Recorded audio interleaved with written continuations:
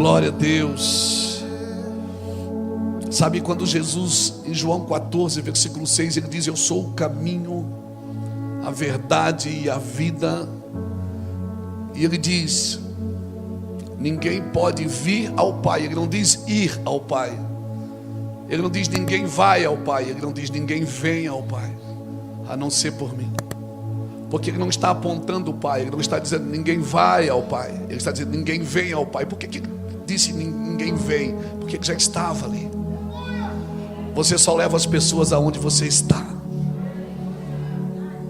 Você só leva as pessoas aonde você já esteve, onde você já pisou. Jesus não disse ninguém vai ao Pai. Ele disse ninguém vem ao Pai, porque ele já estava no Pai. Que nós tenhamos essa capacidade de entrar no Pai, para que as pessoas que nos ouçam possam entrar no Pai junto conosco. Perceba, ele não disse vai, ele disse vem.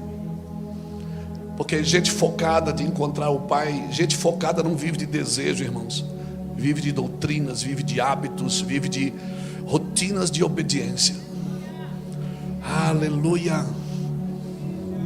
Falar de paternidade para mim é muito fácil, porque eu entendi que Deus não quer ser reconhecido como a sua divindade. Ele quer ser reconhecido com a sua paternidade.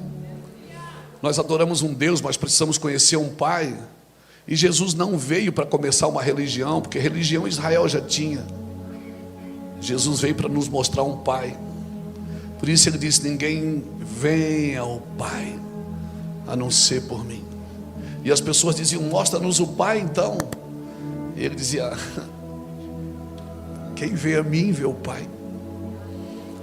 Então faz alguma coisa. Ele disse: não, eu só faço o que vejo o Pai fazendo. Aleluia. Quem aqui já trabalhou para o seu pai biológico? A gente nunca recebe.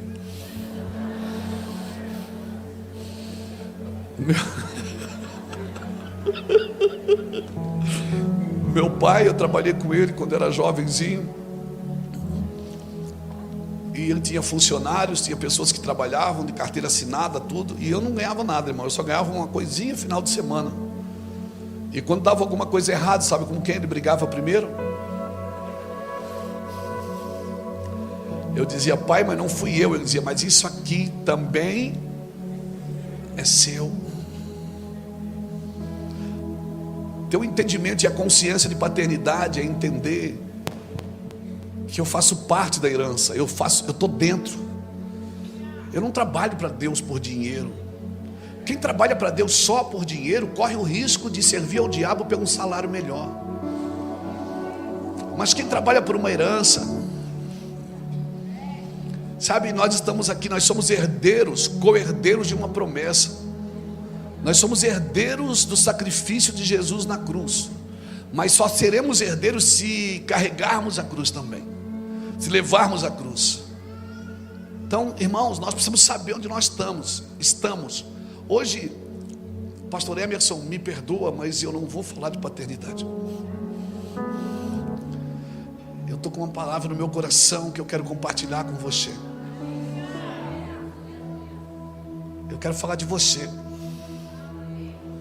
Amém? Como você está, sabendo todas essas verdades? O que você sabe está te levando para onde? O que você faz está te levando para onde? Quando Adão pecou, Deus entrou no jardim e não perguntou: Adão, o que você fez? Ele perguntou: Adão, onde você está? Porque mais importante do que aquilo que você faz é onde você está. Porque o que você faz é que está te levando para o lugar que você está. Então, mais do que saber o que eu tenho que fazer, eu preciso saber aonde eu devo estar. Porque o que eu preciso fazer está exatamente aonde eu devo estar. Aleluia. Então eu preciso estar no Pai, porque o que eu tenho que fazer está no Pai. Eu preciso estar em Deus. Eu posso estar na igreja e não estar no culto. Eu posso ter uma religião e não ter salvação.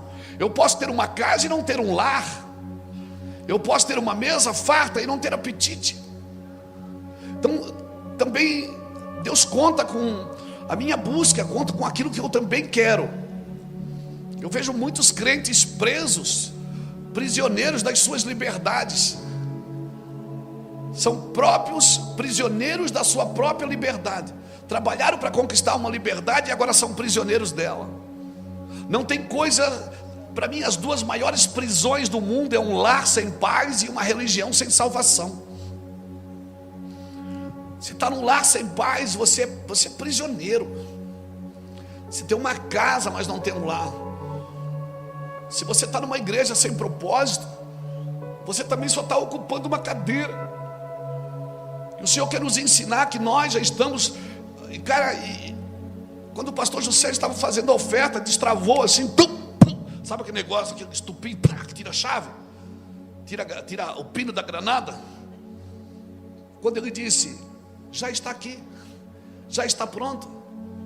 A Bíblia diz que Deus fez o homem no 6º dia e no 7º dia descansou de todas as obras que havia feito. Deus já descansou de todas as obras que havia feito. O Senhor quer dizer que Deus não vai fazer mais nada? Não. Já está pronto. Agora, se eu vou viver isso ou não, é uma decisão minha. O livre-arbítrio custou caro para o céu, mas está pronto. Eu deixo-vos 2 caminhos, bênção ou maldição. Não existe neutralidade na sua vida. Ou você é uma bênção, ou você é uma maldição. Não existe meia bênção ou meia maldição.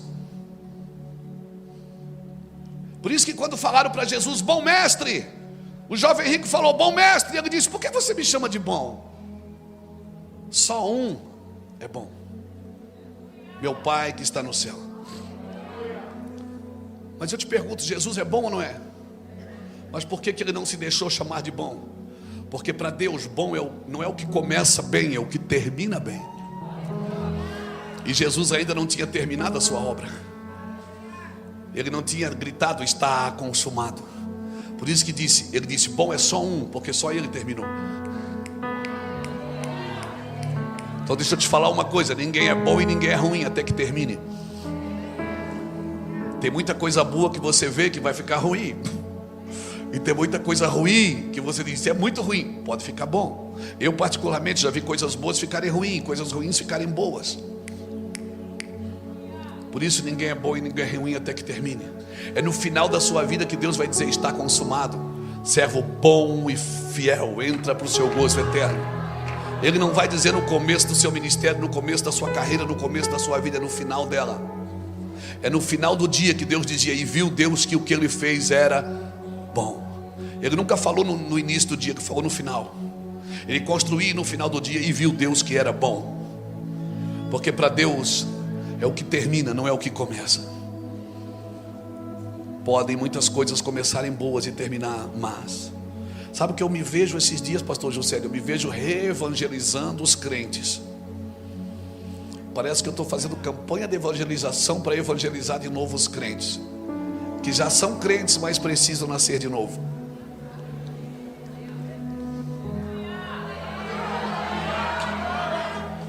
Pai, pastor, mas eu sou crente há 20 anos. Nicodemos também era há muitos anos. Servia no templo e Deus dizia, Nicodemos, Jesus disse, você tem que nascer de novo, cara. Ele disse, como que é isso, nascer de novo?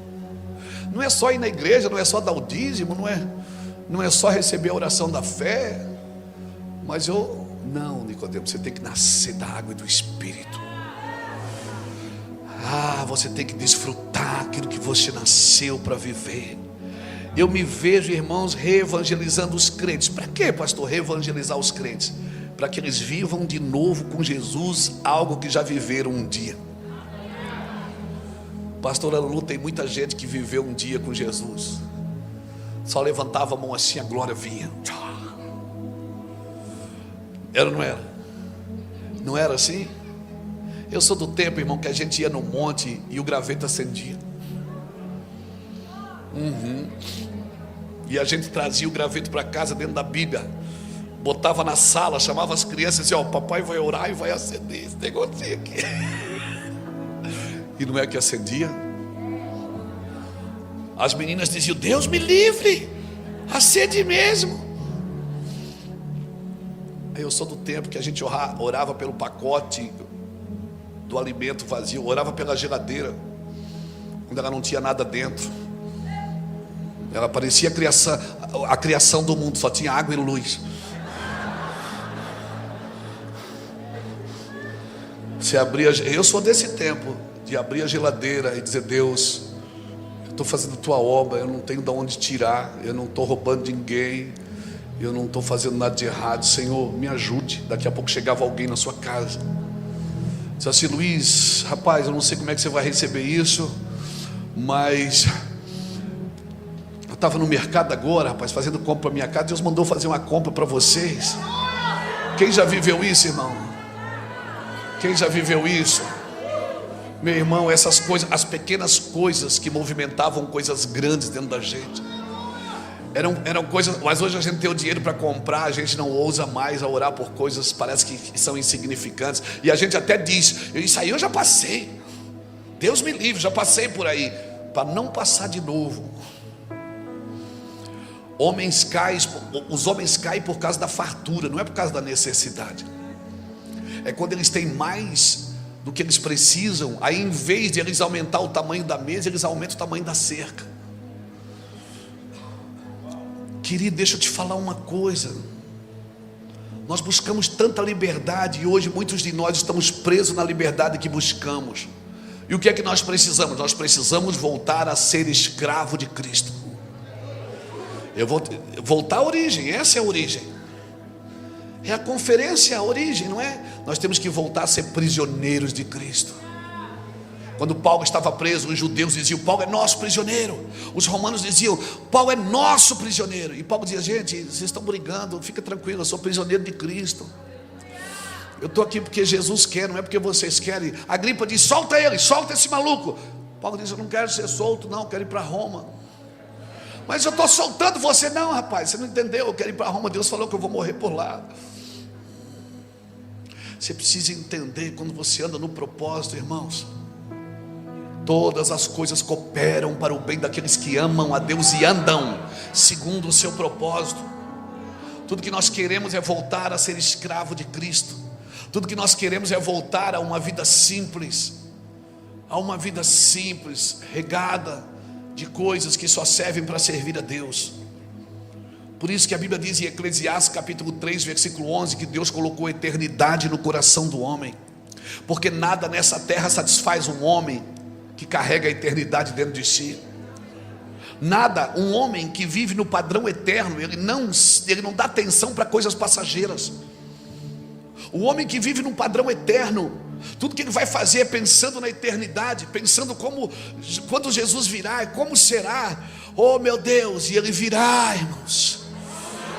E ele virá, então não se prenda a coisas passageiras, né? A vida é como um sopro, mas o que você está fazendo é eterno, né? Não permita que o homem moderno te roube do homem eterno.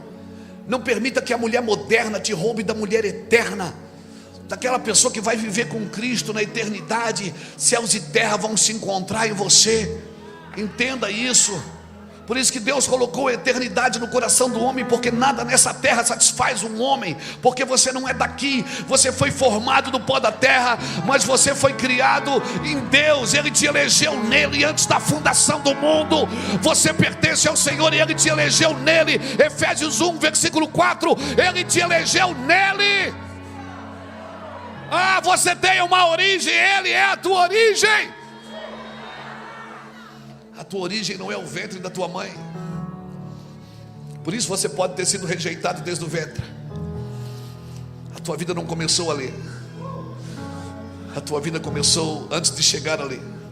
Ele te elegeu nele, antes da fundação do mundo. Então o mundo que me respeite, porque eu fui criado antes do mundo. Eu não fui feito por causa do mundo, o mundo que foi feito por causa de mim. Aleluia. Hoje eu quero falar de você. Abra sua Bíblia em Filipenses capítulo 4. Filipenses capítulo 4 e versículo 4. Oh meu Deus. Aleluia. Pastor Hermes, pastora Kátia. Que igreja bonita, né, gente? Glória a Deus, né? Nem Salomão em toda a sua glória teve uma igreja bonita dessa, cheio de gente, né? Aleluia, aleluia, coisa boa servir a Cristo com alegria. Filipenses capítulo 4, versículo de 4 a 9, eu vou ler. Está escrito assim: alegrem-se sempre no Senhor. Outra vez eu digo, alegrem-se. Que todos vejam que vocês são amáveis em tudo que vocês fazem. A tradução pode estar diferente, mas é a mesma coisa.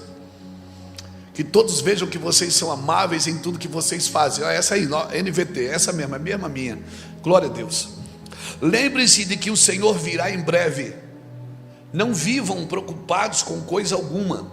Em vez disso, orem a Deus pedindo aquilo que precisam e agradecendo por tudo aquilo que Ele já fez. Você entendeu? Orem pedindo o que você precisa, está tudo bem, mas também agradeçam por tudo que Ele já fez. Então vocês experimentarão a paz de Deus que excede a todo entendimento, e que guardará o seu coração e a sua mente em Cristo Jesus. E por fim, irmãos, eu quero dizer mais uma coisa: concentre-se em tudo que é verdadeiro, tudo que é nobre, tudo que é correto, tudo que é puro, tudo que é amável, tudo que é admirável. Pense no que é excelente e digno de louvor, e continuem a praticar tudo que aprenderam e receberam de mim, tudo que ouviram de mim e me viram fazer. Então o Deus de paz estará convosco. Põe a mão assim, ó. Eu quero falar hoje sobre aprender a governar sua mente. Você não pode decidir o que vai passar pela sua mente, mas você pode decidir o que vai permanecer. O senhor está dizendo que eu posso decidir o que eu permaneço pensando? Pode. O que vai passar você não decide, passa. Tentação passa, luta passa, guerra passa, maldade passa, desejo passa, mas você decide o que permanece. Você não decide o que passa, mas você decide o que permanece. E o que permanece da tua mente vai se transformar ou em bênção ou em problema para a sua vida. Então lembre-se que o Senhor virá em breve. Não vivam preocupados com alguma coisa. Ele está dizendo: não vivam preocupados com alguma coisa. Em vez disso, orem a Deus pedindo o que vocês precisam e agradecendo pelo que vocês já fizeram. Então vocês experimentarão uma paz que excede a todo entendimento, que guardará o seu coração e a sua mente. E como é que eu faço isso? Concentrando-se e pensando em tudo que é verdadeiro, tudo que é nobre, tudo que é correto, tudo que é puro, tudo que é amável, tudo que é admirável, tudo que é excelente e tudo que é digno de louvor. Se concentrem nisso. Você vai dar uma ordem para a sua mente. Você vai pensar nisso. Você vai pensar naquilo. Coisas vão passar na sua mente e vão querer derrubar você do plano de Deus. Irmão, sabe o que me impressiona? É que Paulo escreveu essa carta aos Filipenses. E nós tivemos lá, faz 20 e poucos dias, nós estávamos na Grécia. Eu estive nessa cidade, em Filipos. Nós pregamos lá em Filipos, nas ruínas da cidade. Filipos não tinha nenhuma sinagoga. Filipos foi a primeira igreja que Paulo abriu na Europa, foi em Filipos. E foi a última carta que ele escreveu, a última carta que Paulo escreve à igreja, é a igreja de Filipenses. Ou seja, ele escreve a última carta para a primeira igreja que ele abriu. Paulo deve ter ido em Filipenses umas 4 vezes. A primeira vez que ele foi em 46 depois de Cristo. E ali ele ganhou uma mulher chamada Lídia, uma vendedora de púrpura. Ele ganhou e batizou essa mulher. Nós estivemos nesse rio, no lugar que ele batizou Lídia. Foi fascinante, sobrenatural andar em Filipos. Agora, por que Deus levou Paulo para Macedônia? Paulo estava em Troade, teve aquela visão na Ásia. Ele teve aquela visão que dizia, um macedônio apareceu para ele e disse: atravessa a Macedônia e nos ajude. E Paulo foi para Macedônia, para Acaia. E na nossa viagem agora, na nossa excursão, que nós fomos com 38 líderes, estivemos em Filipos, estivemos em Tessalônica, estivemos em Bereia, estivemos em Atenas, estivemos em Corinto. E foi fascinante. Andamos por Atos 16, 17 e 18. Depois você lê Atos 16, 17 e 18, a gente estava lá.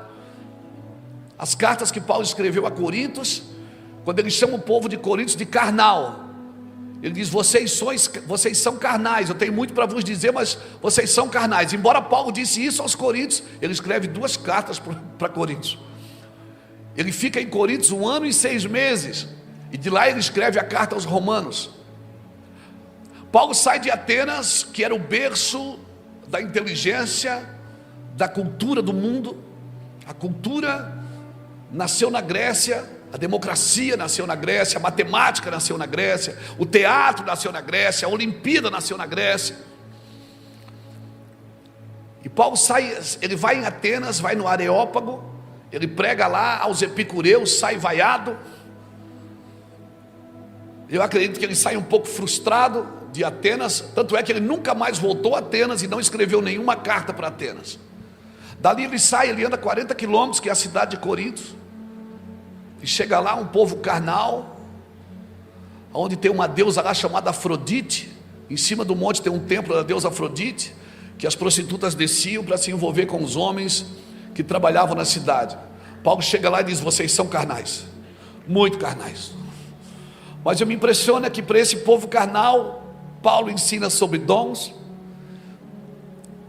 ele ensina sobre ceia, ele ensina sobre casamento, ensina sobre dinheiro e ensina, acima de tudo, ensina 1 Coríntios 13, ensina sobre o amor. Para um povo carnal, o que eu aprendo? Paulo está em Atenas e ele não ensina muita coisa para Atenas, mas ele vai para Corinto, uma cidade carnal, e ele ensina tudo. Alguns teólogos dizem que a carta 1 e 2 Coríntios não são 2, são 3 cartas. A primeira carta está resumida em uma só, mas elas são 2. Ok, não quero me deter a isso, até porque aqui o culto não é de ensino. Mas o que eu aprendo aqui? É que para Deus é muito melhor lidar com o pecador do que lidar com o religioso. Deus está disposto a ensinar tudo para um pecador que se arrepende. Paulo ceiou com os coríntios, irmãos, ensinou sobre ceia aos coríntios. Irmãos, coisa magnífica. Agora, por que Deus levou Paulo para Macedônia? Atravessa a Macedônia e nos ajude. Louvado seja Deus. E nós tivemos lá, o pastor Pedrinho estava com a gente, né? Estivemos lá em Tessalônica, e o pastor Pedrinho ficou muito feliz de saber que o Alexandre o Grande tinha 1,54 m. Não foi, pastor Pedrinho? Pastor Pedrinho: pastor Luiz, o Alexandre o Grande era menor do que eu. Eu disse para o senhor ver. E aí daquele dia em diante nós começamos a chamar Pedrinho o Grande. Glória a Deus. Pastor Pedrinho é pastor em Navegantes, um precioso homem de Deus, um homem amigo, sabe, aquele homem paizão. Estava na conferência com a gente lá na Grécia. Foi sensacional, maravilhoso. Nós estávamos fazendo a ceia com os irmãos, passa uma cobra. Na hora, alguém chamou: tem uma cobra ali. Cobra na ceia é comum, né, irmão, na igreja? Mas eu não achei que eu ia ver uma cobra na ceia em Corinto. Mas vamos voltar para a mensagem aqui. Paulo era um homem preparado, irmãos, um homem estudioso que aprendeu aos pés de Gamaliel. Deus preparou Paulo para ensinar aos gentios. Mas não adianta eu estar só preparado, eu preciso estar forjado. Você pode estar preparado, suas ferramentas podem estar afiadas, você pode ser a PhD de tudo, mas você precisa ser forjado em amor, forjado em humildade e humilhação. Mais do que inteligência, você precisa ter. A fé não é burra não, irmãos, a fé é inteligente, mas a sua capacidade intelectual não pode convencer ninguém do pecado, da justiça e do juízo. Quem convence é o Espírito Santo que habita em você, meu filho. Então Deus levou ele para lá para forjá-lo. Paulo aprendeu muito sobre humildade aqui em Filipos. A carta de Paulo aos Filipenses não é só uma carta de alegria, é uma carta de humildade, é uma instrução prática de uma vida simples.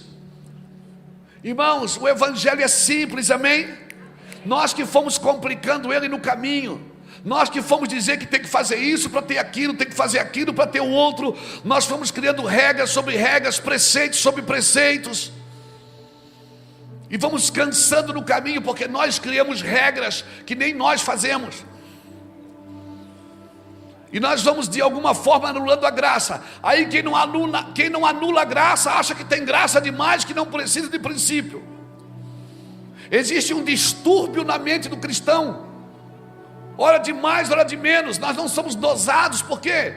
Porque Paulo diz: seja conhecida a vossa moderação diante de todos, perto está o Senhor. Nós deveríamos ser equilibrados, amém, irmãos? Tem gente que diz que quem ama a Bíblia é tradicional, e quem ama o Espírito é pentecostal. Eu sou do Espírito. Não, irmão, a Bíblia do Senhor é Espírito e vida, é Espírito e vida. Então eu vejo Paulo ensinando aos Filipenses uma instrução prática de uma vida simples, focada em Cristo, uma vida ungida e feliz, uma vida agradecida e engrandecida, uma vida de paz. Ele disse: se vocês fizerem isso, vocês terão paz. Vocês terão paz. Irmãos, essa geração é uma geração que pensa, que discerne, é uma geração que entende o que Deus quer. A chave desses dias é entender o que Deus quer da sua vida. Por isso eu não posso servir a Deus só emocionalmente, mas eu também não posso deixar minhas emoções de fora. Eu não posso ser tão racional que eu também não vou sentir nada, porque é proibido sentir, porque a gente acha que os sentimentos roubam a gente das convicções. Nós não podemos só nos emocionar com Deus, ok, nós precisamos compreender, nós precisamos ter raiz. Então como é que eu faço? Ah, querido, eu devo viver como Jesus voltasse amanhã. Eu devo viver hoje como se Jesus já viesse amanhã, mas eu também devo me preparar como se Ele voltasse daqui a 1000 anos. Então é vivendo, se preparando, não esperando as coisas cair do céu. O que caiu do céu foi o diabo, não cai mais nada, irmão. E a Bíblia diz em Provérbios 25, versículo 28, diz: como uma cidade derribada que não tem muros, assim é o homem que não domina sua mente. Como uma cidade derribada que não tem muros, assim é um homem que não domina sua mente. Abra comigo Isaías capítulo 14, versículo 24. Diz assim: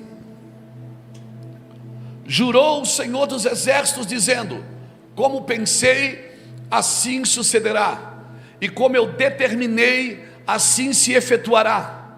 Então o que é que o Senhor está dizendo? Que Deus pensou, que Deus confirmou, que Deus determinou e que Deus executou. O Senhor também pensa, e por isso eu e você fomos criados à mente de Deus. Fomos criados, e a Bíblia diz que a regeneração da cruz não foi só para regenerar o meu espírito, mas foi para renovar a minha mente. E eu vejo na igreja homens que entregaram o coração para Jesus, mas a sua mente ainda serve o diabo.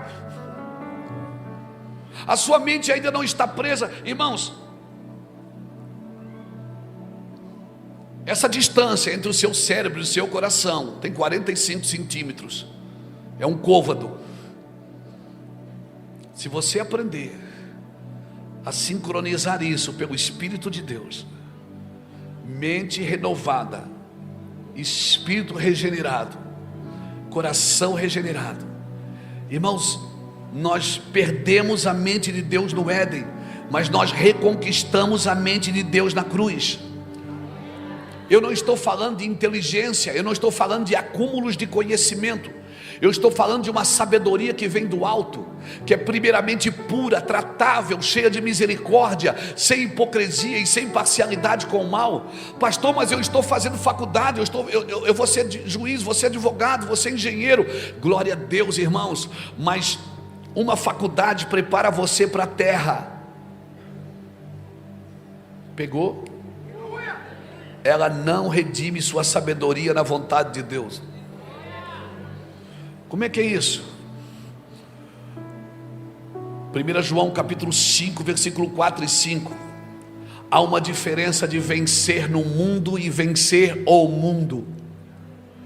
Você estuda, se prepara, afia suas ferramentas, faz bons cursos, estuda, compra bíblias de estudo, compra livros, compra o meu depois no final, está lá, amém? Se prepara, isso tudo prepara você para vencer no mundo, mas não significa que vencendo no mundo você vai vencer o mundo. Tem quantas pessoas você conhece que venceram no mundo, mas perderam a Deus? Porque vencer no mundo é uma coisa, a sabedoria que vem do alto, ela te prepara para vencer o mundo. 1 João capítulo 5, versículo 4, porque todo aquele que é nascido de Deus, 1 João 5, 4 e 5, porque todo aquele que é nascido de Deus vence o mundo, e esta é a vitória que vence o mundo, a nossa fé. Aleluia, aleluia. Crente, você tem que vencer o mundo. Você não está na igreja apenas para aprender a vencer no mundo. Púlpito não é só para preparar a pessoa para vencer no mundo, é preparando a pessoa para vencer o mundo, ensinando sobre fé. E a fé vem pelo ouvir, e o ouvir o quê? A palavra de Deus. Por isso que no púlpito não pode ter outra coisa a não ser a palavra de Deus. Não é a filosofia, não é a mitologia. Ainda que nós somos seres psicológicos, porque temos sentimentos, vontades, desejos. Somos seres biológicos, porque comemos, dormimos, acordamos. Somos seres sociológicos, porque fomos criados para viver no meio de outras pessoas. Mas acima de tudo, antes de ser psicológico, biológico, sociológico, eu sou um ser espiritual. E a única coisa que alimenta o meu espírito é a palavra de Deus, mais nada. Nada mais alimenta o meu espírito. Por isso que uma pessoa natural, ela recebe a Bíblia na mente. Ela recebe a Bíblia na mente dela, não recebe no espírito. A sua mente é o seu útero profético, o útero criativo de Deus. Amém, irmãos? Por que você acha que está no Salmo 24? Levantai, ó portas, as vossas cabeças, para que entre o Rei da Glória. Deus quer entrar pelo seu entendimento, não só pelo seu sentimento. Ele quer entrar pelo seu entendimento, porque tudo que você entende, você desfruta. Ninguém mais consegue algemar uma pessoa que entendeu. Ninguém consegue manipular o homem que entendeu a eternidade. Ninguém mais consegue. Ah, meu Deus, entenda isso. Entenda isso. A faculdade, os bons cursos, os cursos técnicos e tantas coisas boas que você aprende no seu ramo, isso tudo prepara você para vencer no mundo. Se prepare, irmãos. Mas o que vence o mundo, a vitória que vence o mundo, é a nossa fé, não é mais nada, é a minha fé. Aleluia, a minha fé. Por isso que sem fé é impossível agradar a Deus. Você pode agradar a Deus sem dinheiro, você pode agradar a Deus sem inteligência, você pode agradar a Deus sem conhecimento, você pode agradar a Deus sem nada, mas sem fé, é impossível agradar a Deus. Aleluia. Veja bem, Moisés foi o libertador de Israel, amém? Ele libertou os hebreus, mas ele não foi criado como escravo. Ele foi criado como príncipe. Por que ele não poderia ser criado como escravo? Porque escravo não liberta escravo. Você precisa ter uma mente de reino. Só tem uma mente de príncipe quem entende sobre o reino de Deus. O reino de Deus não é a sua denominação. O reino de Deus não é a sua igreja local. A sua igreja local faz parte do reino de Deus, ou não. Se ela faz parte do reino de Deus, você está feliz e está alegre. Por quê? Porque você vai entender sobre o reino. E você vai entender que o reino tem um rei. E você vai entender que o rei tem os seus súditos. Você é do reino de Deus. Você não é de um império, você é de um reino. Aleluia. Deus prometeu ao povo, Deus disse: eu vou tirar vocês daqui e vou levar vocês para lá. Agora, por que tinha que passar no deserto? O deserto anulou o que Moisés aprendeu no Egito? O deserto anulou o que Moisés aprendeu no Egito? Não, mas redimiu. O deserto é para redimir o que você aprendeu no Egito.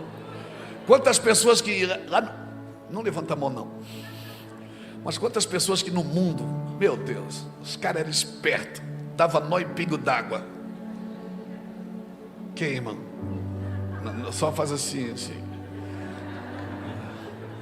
Quem lá no mundo já cantou malandro é malandro, mané é mané? Quem já cantou lá no mundo?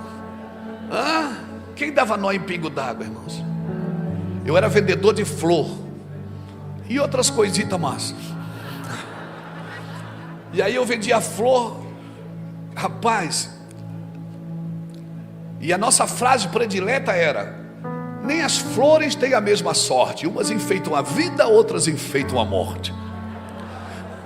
Dia das Mães a gente ganhava dinheiro pra caramba. Pastor Iraci já foi dona de floricultura, né, amor? Ela vendia floricultura e eu vendia uns produtos, outros produtos. E às vezes eu levava flor, entregava flor para as floriculturas. O cara vinha e dizia assim para mim: ó Luiz, aquela flor que eu comprei de ti, aqueles vasos morreram. Eu disse: você molhou? Ele disse: molhei. Eu digo: não pode molhar, como é que você vai? Rapaz, como é que você vai molhar a florzinha? Aquela flor é dos Alpes, ela não pode botar muita água. É mesmo? Eu digo: é. Oh Jesus, me perdoa. Glória a Deus. E se ele dissesse: eu não molhei? Eu digo: como você não molhou? Você não bebe água, não? Aí você diz que você aceitou Jesus. Bom, toda aquela perspicácia, aquela malandragem, sabe o que é que Jesus faz? Jesus vai redimir. Sabe? Por isso, um homem, irmão, que ele tem a sabedoria de Deus e a inteligência das ruas, ele não precisa mentir mais, ele não precisa enganar mais, ele não precisa, ele é perspicaz daquilo que faz. O Senhor está dizendo que o Senhor, que tem que abandonar toda maldade, o Senhor tira. O Senhor tira toda a maldade daquilo que você fazia de errado. Mas a habilidade que você tinha de lidar com gente, a habilidade que você tinha de servir todo mundo,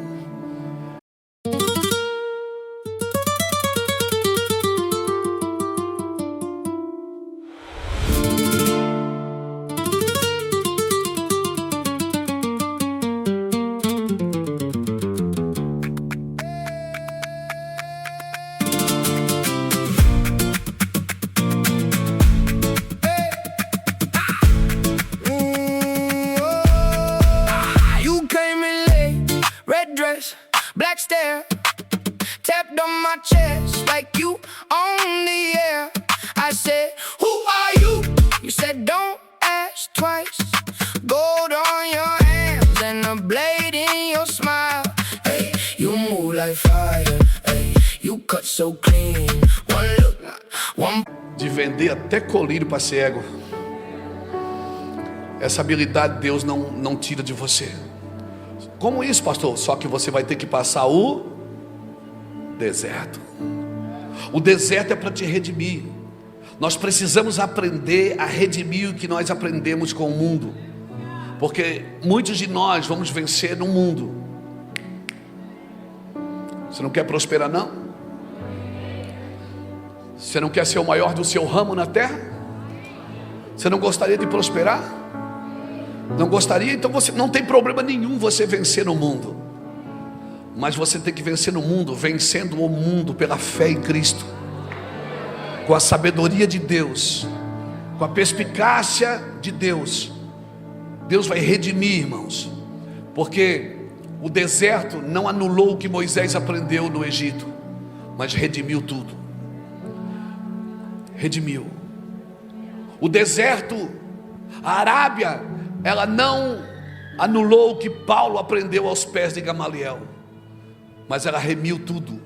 Ela redimiu tudo que Paulo aprendeu. Então tudo que você aprendeu, nada, Deus pode te usar. Você pode estar dizendo assim, cara, eu estou perdendo tempo, eu estou numa faculdade, eu queria estar na obra de Deus, eu estou trabalhando aqui nesse caminhão, nesse ônibus, eu estou perdendo meu tempo. E o Senhor está dizendo, não, eu vou redimir tudo que você está aprendendo aqui, e eu vou usar tudo isso que você sabe na minha obra. Eu vou usar a capacidade que você tem de vender, de comprar, de dirigir, de gerir. Eu vou te usar. Amém? Por isso você não precisa deixar de uma coisa para fazer a outra. Você só precisa passar pelo deserto, anular as coisas ruins da sua mente, pensando naquilo que é honesto, naquilo que é puro, naquilo que é nobre, naquilo que tem poder de mudar a sua mente e a sua vida. Então, no que eu devo pensar? No que eu devo pensar? Isaías 26, versículo 3 diz assim: Tu, Senhor, conservará em paz perfeita aquele cujo o propósito está firme em ti, porque ele confia em ti.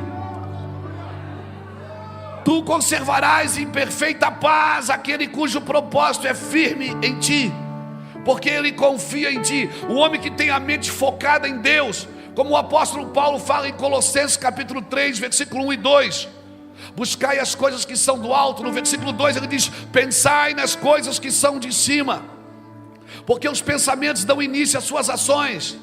Pensa besteira o dia inteiro, não adianta tomar um banho, botar roupa de crente e vir na igreja, sua mente não está conectada, não entra, demora para entrar. Você tem que pensar em Deus durante o dia, enquanto está no seu trabalho.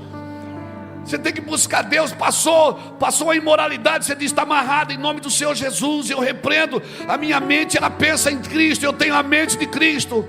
Diabo, você pode voar aqui, mas você não vai pousar aqui não, meu filho. Não vai pousar aqui não. No que eu vou pensar? Essa é a primeira coisa que eu devo estabelecer para a minha mente. Em que eu vou pensar? Por quê, pastor? Porque a paz é o resultado do foco correto. A paz é o resultado do foco correto. Quer ter paz? Paz não é ausência de problema. Paz não é tranquilidade.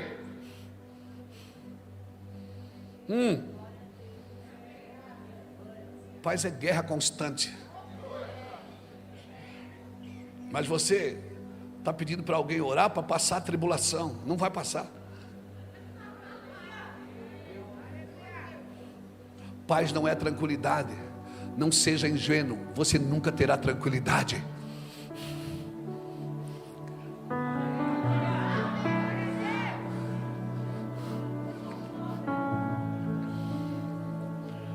A tranquilidade é um perigo. Depois você lê o livro de Juízes, leia todo o livro de Juízes, tem pelo menos 7 apostasias lá no livro de Juízes. O povo vencia a guerra e a Bíblia diz, e Deus dava paz por 40 anos. Então o povo não buscava o Senhor. Então Deus entregava ele nas mãos dos midianitas.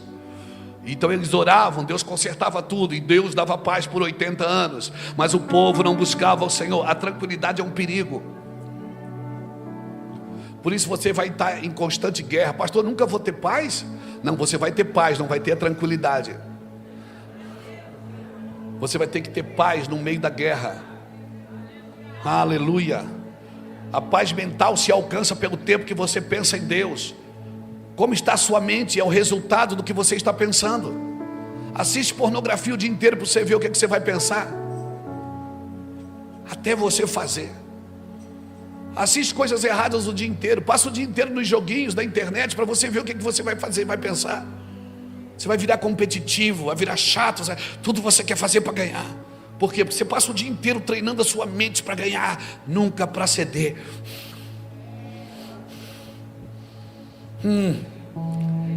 Eu não devo só ter paz, eu devo perseguir a paz. A paz você persegue.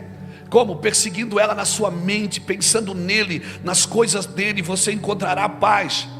Salmo 34, verso 14: aparta-te do mal e pratica o bem, procura a paz e persiga até alcançá-la. Persiga até alcançá-la. Aleluia. Esse texto que eu li, Filipenses 4, de 5 a 9. Não perca seu caráter, nem sua conduta, nem sua habilidade. Agora, para não perder isso, você tem que focar sua mente. Versículo 5 de Filipenses 4 diz: perto está o Senhor. Cara, Deus está perto e você está desesperado. Você vai para a igreja fazer campanhas para ganhar coisas que já são suas. Você está na fila dos 7 dias. Você quer resolver tudo em 7 dias. Deixa de ser ingênuo. Aleluia. Como você vai criar músculos espirituais? Como?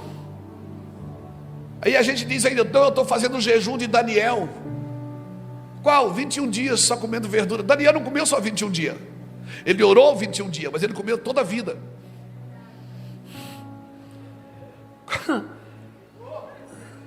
Como eu posso estar desesperado sabendo que o meu Senhor está aqui? Ele não prometeu carro novo nem casa nova para ninguém, mas Ele prometeu: eu estarei com você todos os dias da sua vida, até a consumação dos séculos. Eu vou estar com você, mano. Você vai estar dirigindo, eu vou estar com você. Você vai estar trabalhando, eu vou estar com você.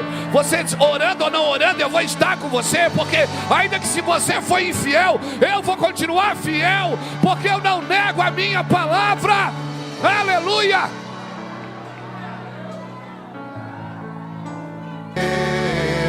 Eu sou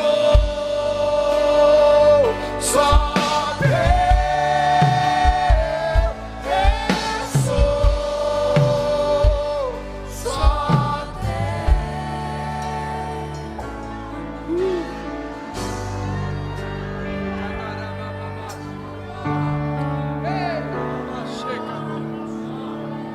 Filipenses 4:7, ele não está dizendo que não vai responder às suas orações, não. Ele não está dizendo isso, mas Ele está dizendo que Ele vai treinar seu coração e a sua mente. Tua maior vitória não é que Deus responde às tuas necessidades. Você acha que quando Deus responde às suas necessidades, você é um vitorioso? A tua maior vitória é governar no meio da crise, no meio do caos. Aprenda a encontrar paz no meio da crise. Deus não vai abortar o teu processo de treinamento. Ele diz: seja conhecidas as vossas petições diante do Senhor, mas depois de pedir, deixa a paz reinar em você. Sua casa é fruto do seu interior. Uma casa que tem paz é porque ali tem um homem de paz, uma mulher de paz. E eu repito: paz não é tranquilidade. O sinal que tu vives no reino de Deus é a paz. Mas pastor, nós estamos em guerra. Mas quem é que vence a guerra? É o príncipe da guerra? Ou é o príncipe da paz? Em breve o Deus de paz pisará a cabeça da serpente. Maior é o que está em nós. Quem vai pisar a cabeça da serpente é o Deus de paz, não é o Deus da guerra. Aleluia. Em breve o Deus de paz pisará a cabeça da serpente. Então diga para o irmão que está do seu lado: não seja ingênuo. Você nunca terá tranquilidade, porque você está em guerra constante. Diga: guerra constante do espírito contra a carne.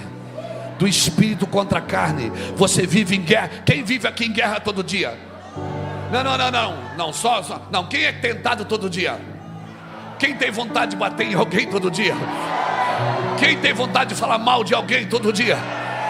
Quem tem vontade de esganar assim todo dia? Essa é a guerra constante. Você não terá tranquilidade. Vencedores são aqueles que dizem: eu estou com vontade, mas eu não faço.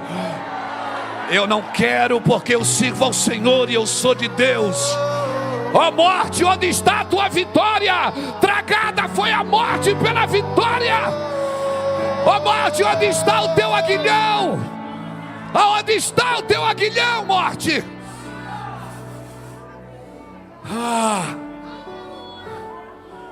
Pastor, o senhor fala assim, parece que não tem guerra na sua vida. Guerra? Entra na fila, bebê. Entra na fila, papai. Guerra. Guerras fantásticas. Perseguições sobrenaturais. Perseguições constantes. Guerras sobrenaturais. Provas terríveis. Mas em todas essas coisas,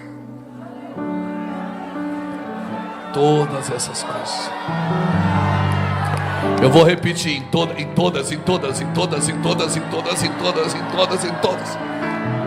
Não é sem essas coisas, não é sem elas, não é longe delas, não é fora delas, é no meio delas. Eu sou mais do que vencedor, diz o Senhor.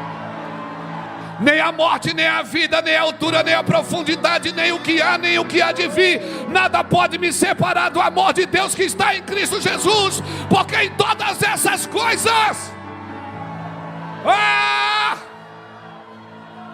e você quer tranquilidade, você não terá tranquilidade, bebê. Pastor, mas quando eu não era crente eu tinha. Claro, você não tinha inimigo. Você fazia a vontade do Satanás. Ele dizia, meu servo, e você dizia, eis-me aqui. Só que agora você tem um inimigo que luta com você constantemente. E você acha que o diabo quer você. Ele não quer você, ele quer a adoração que você dá para Deus. A frustração do diabo é ele não ser adorado.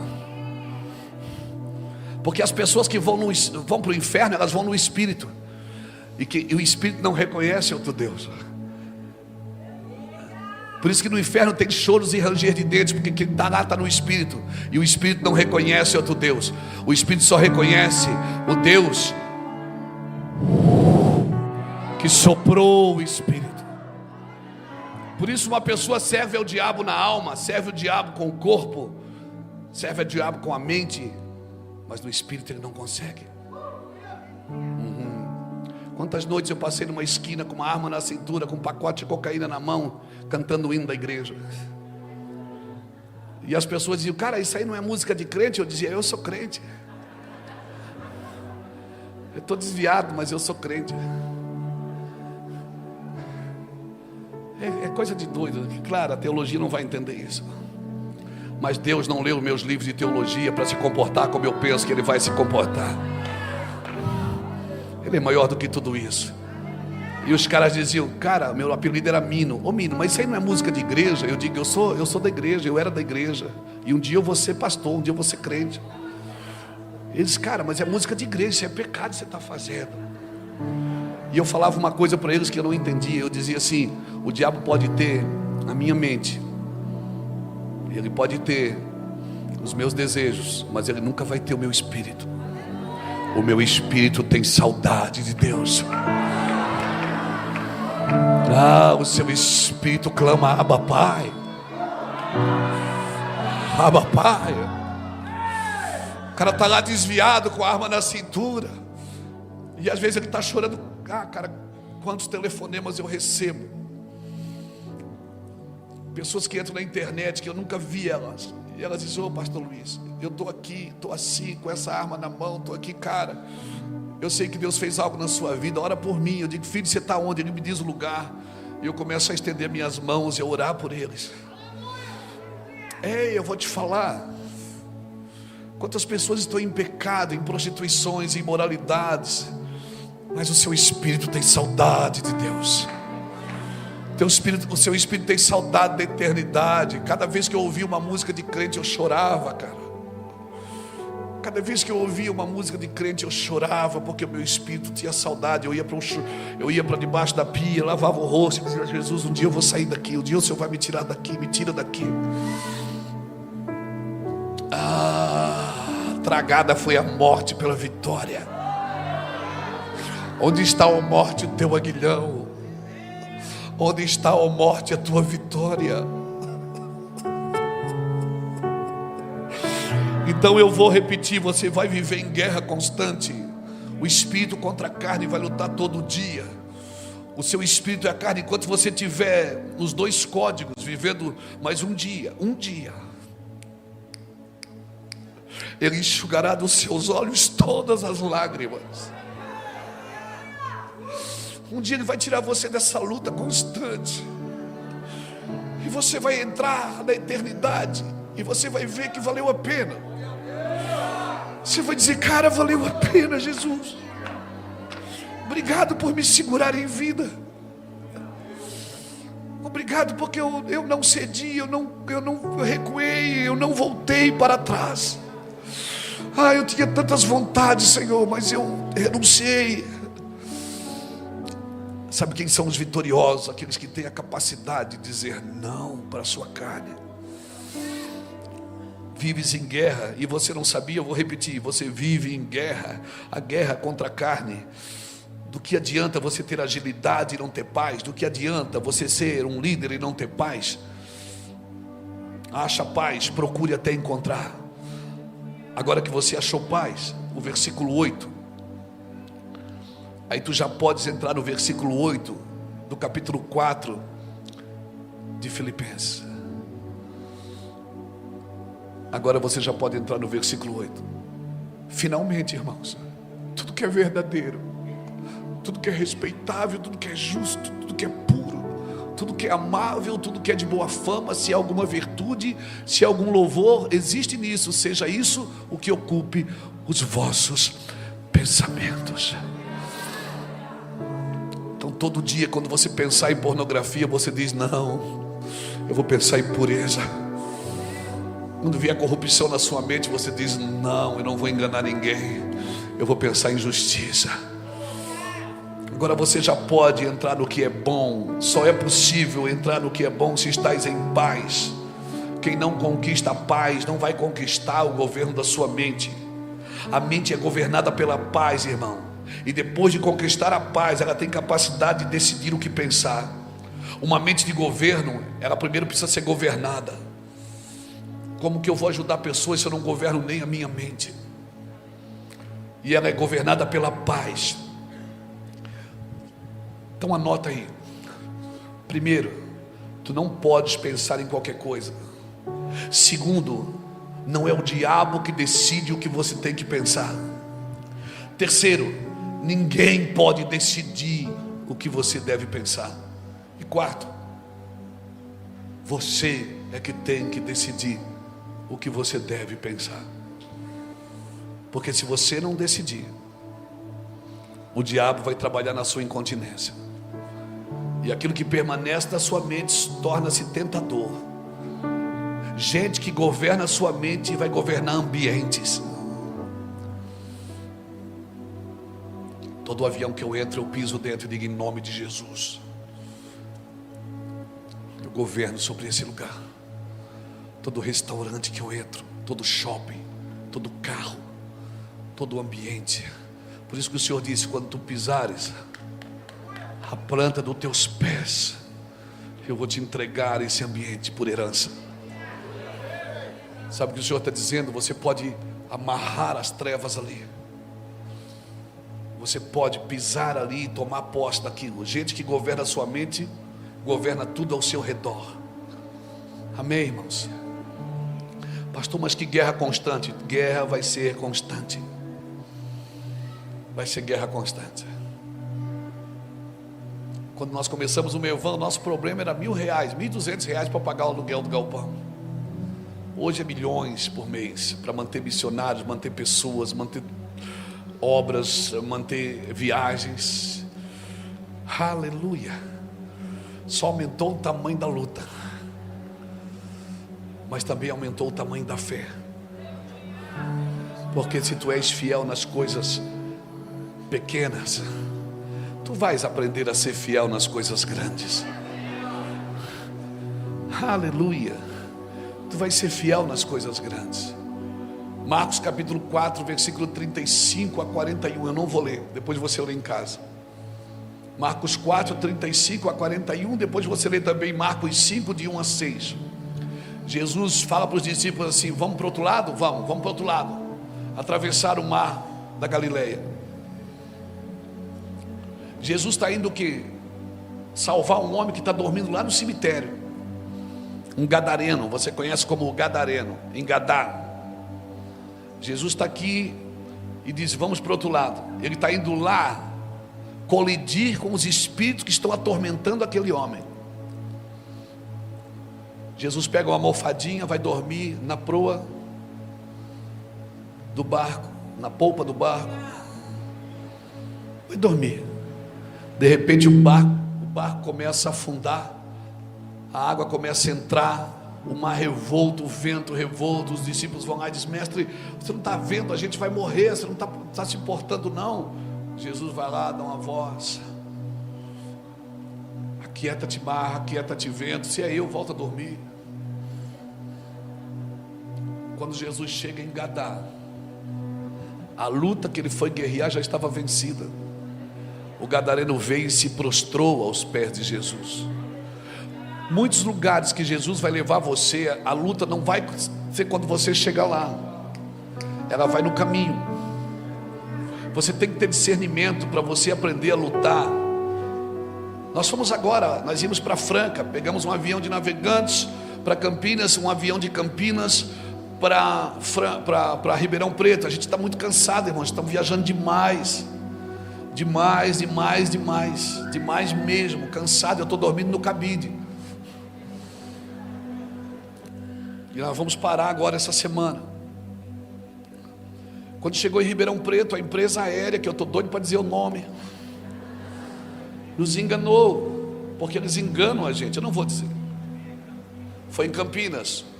Quando chegou em Campinas, a empresa enrolou e cancelou o voo. Lá vai nós, cansado, alugar um carro, viajar mais 4 horas de carro. A sua alma quer gritar e o seu espírito diz: fica quieto. Tem um principado para você derrubar lá em Franca, e ele já vem te encontrar no caminho. Aí você diz: nada a ver, cara, o passageiro tem 100, 200 passageiros. Você acha que é por causa de você, é por causa de mim? Sim.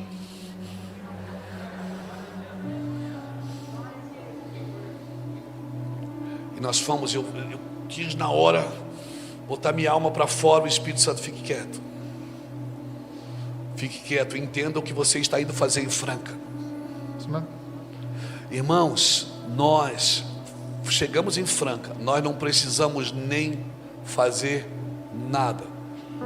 Se dava um acorde no violão, o Cris fez o louvor, dava um acorde no teclado, o negócio vinha assim, parecia ondas de avivamento, uma unção poderosa, irmãos.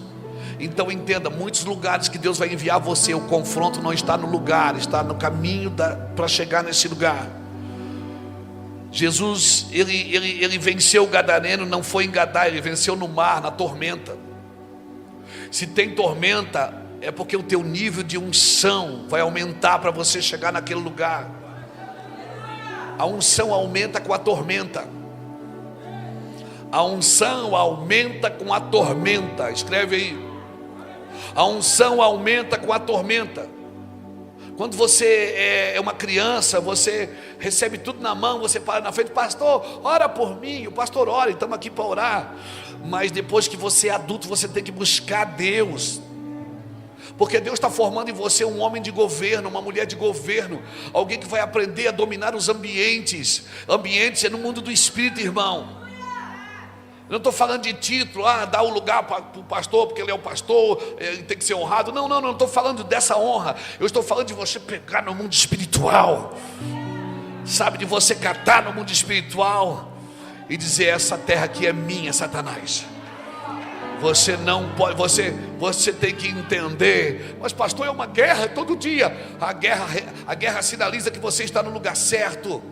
Deus falou para aquele povo: eu vou entregar para vocês uma terra que mana leite e mana mel. A terra é de vocês. Olha o tamanho do cacho de uva. Olha isso, é muito lindo, é muito maravilhoso. A terra mana leite e mana mel. Mas, chegando lá, vocês têm que expulsar os jebuseus, os heteus, os filisteus. Ou seja, a terra é de vocês, mas você tem que expulsar quem está tentando dominar ela. Então, se eu estou em guerra constante, isso sinaliza que este lugar é meu.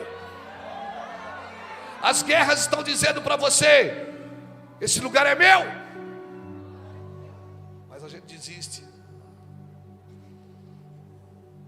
porque a gente tem uma mentalidade de pedinte, não de guerreiro. A gente tem uma mentalidade de pedinte, a gente vai para a igreja pedir, não para interceder. Nós precisamos mudar a nossa capacidade de entender. Então diga para a pessoa que está do seu lado, diga para a pessoa: para de chorar por coisas que não valem a pena. As guerras que você venceu no seu interior são guerras que você vai vencer no ambiente. E quanto maior for o confronto aqui dentro, maior será a vitória aqui fora. Maior será. Mas Senhor, que luta! Olha para Paulo, irmãos, eu termino aqui. Não termino ainda. 2 Coríntios capítulo 12, versículo de 6 a 10. Olha para Paulo. Paulo diz: por 3 vezes eu orei e pedi para que esse espinho me deixasse. E Deus disse: o meu poder se aperfeiçoa na sua fraqueza. Quanto mais fraco você se acha, mais governo você terá sobre isso. Então para de chorar, porque Deus não tem pena de você. Para. Deus não tem pena de você. Oh, a gente vai orar, vamos orar, vamos. Oh Deus.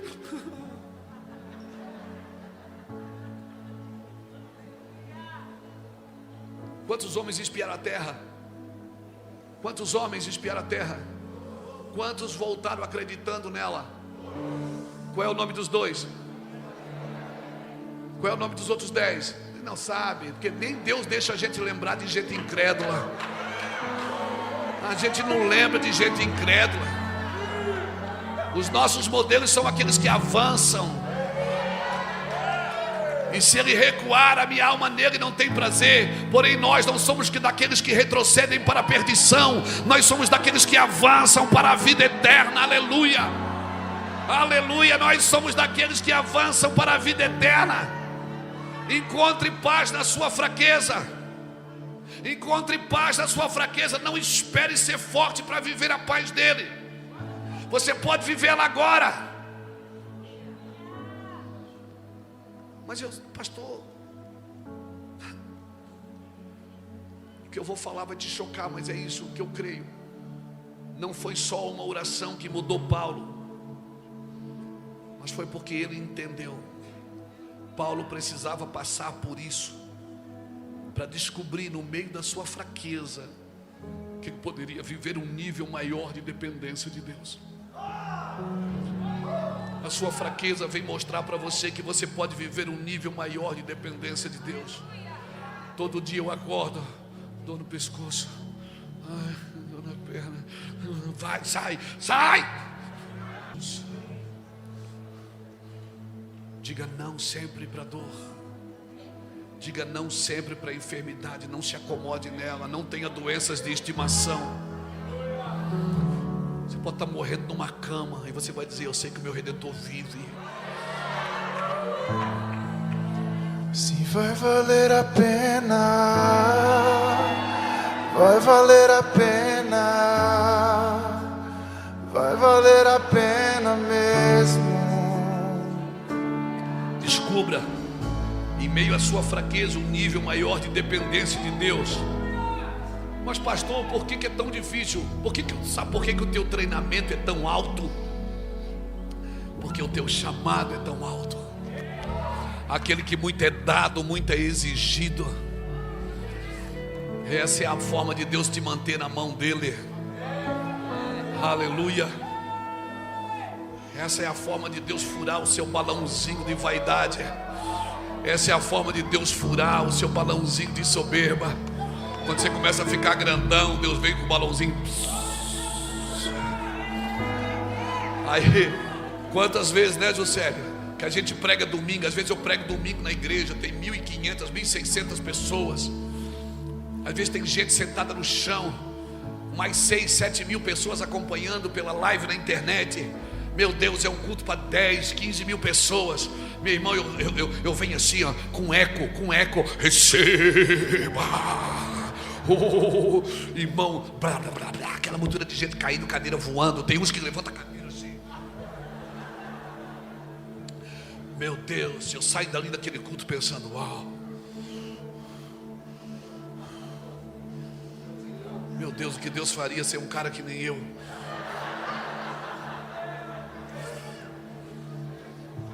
Segunda-feira, irmão, eu acordo em casa. Sabe o David Hulk volta a ser David Banner? O incrível Hulk voltou a ser David Banner. Aí eu volto, aquele shortinho, velhinho, rasgadinho. Irmão, dá vontade de ligar para aquele pregador de domingo.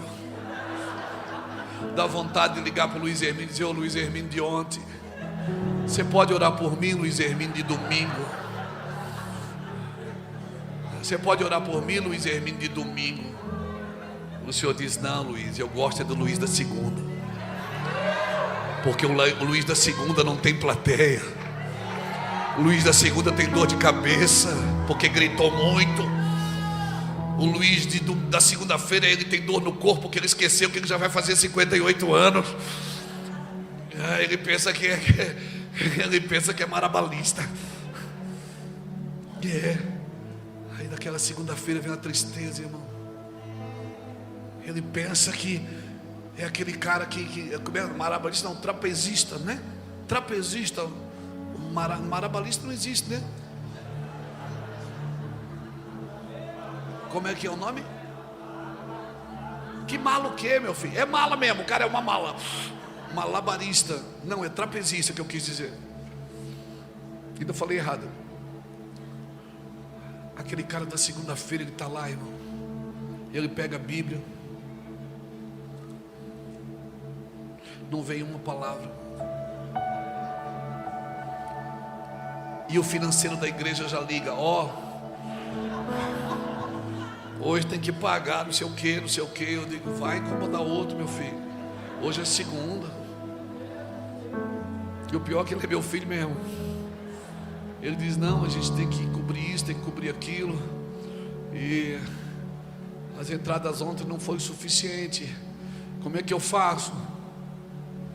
Eu digo: eu não sei, a igreja não é minha não, meu filho. Eu sou só o pregador.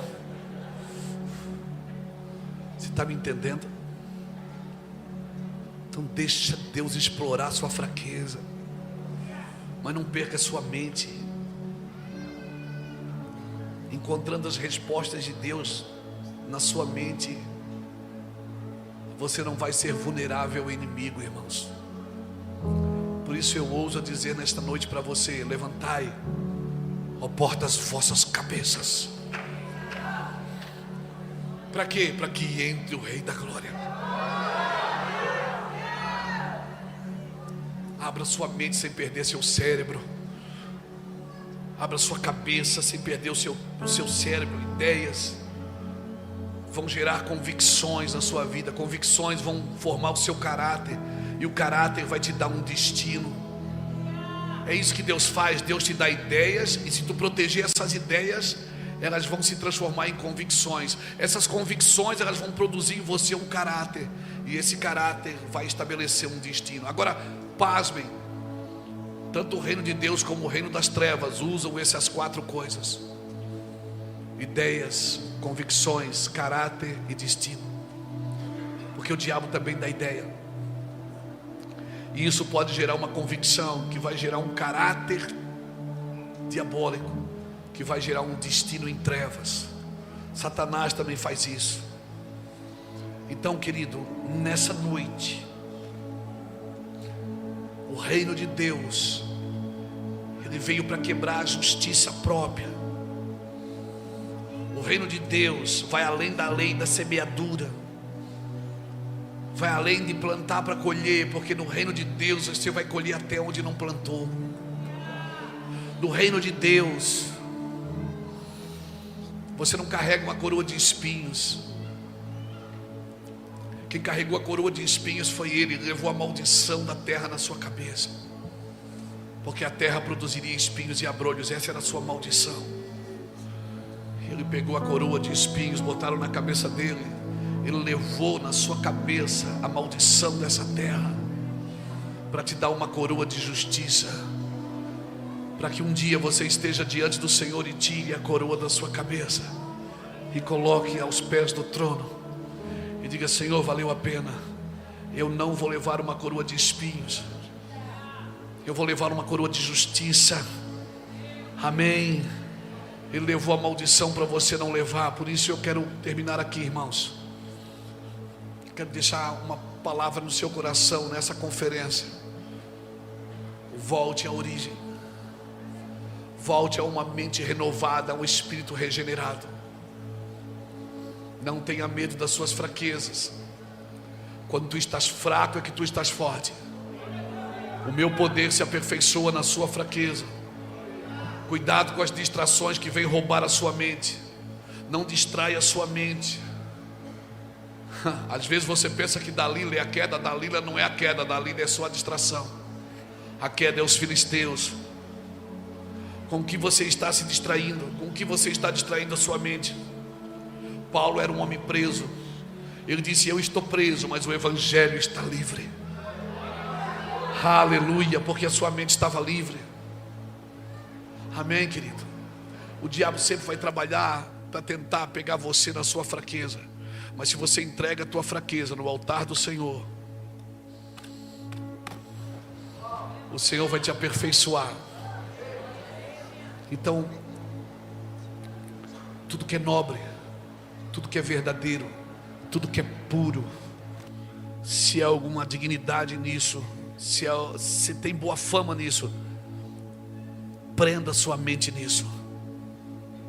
Prenda sua mente, passe tempo com Deus, pensando nas coisas que são do alto. Essa terra vai tentar te distrair de todo jeito. Você pode trabalhar, ser homem de negócio, ser um estudioso, um atleta, qualquer serviço que você possa fazer nessa terra, mas faça com a mente de Cristo. Faça como ao Senhor. Você pegou essa palavra, meu irmão? Você pega essa palavra no seu espírito. Alegrai-vos, e outra vez digo: alegrai-vos no Senhor. Que seja a vossa moderação conhecida de todos, perto está o Senhor. Pense naquilo que é justo, que é nobre, que é verdadeiro. Saia do seu lugar, querido. Fique de pé comigo.